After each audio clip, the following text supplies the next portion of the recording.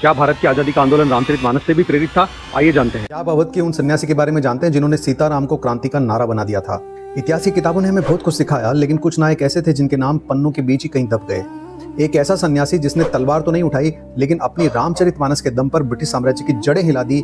ये कहानी है बाबा रामचंद्र दास की, जिन्हें अवध के किसान अपना देवता मानते थे। वो ग्वालियर के एक ब्राह्मण परिवार में जन्मे थे। रामचंद्र का जीवन संघर्षों से भरा हुआ था।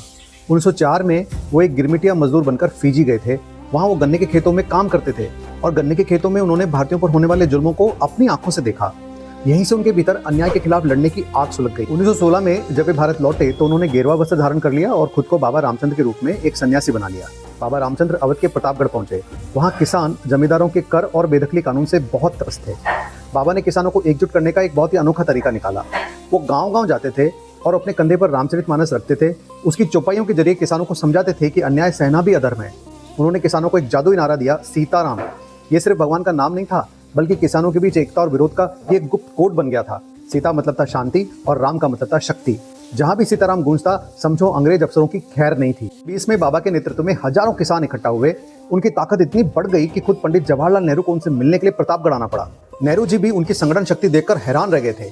घबराकर अंग्रेजों ने उन्हें चोरी के झूठे इल्जाम में गिरफ्तार कर लिया, लेकिन तब तक क्रांति की आग पूरे अवध में फैल चुकी थी।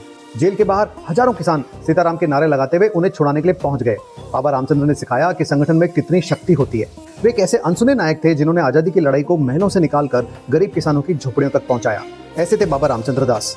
अगर आपको भी इस महानायक की कहानी अच्छी लगी हो तो उसे शेयर करें, ताकि हर भारतीय को उनके बारे में पता चल सके। जय हिंद, जय सीताराम।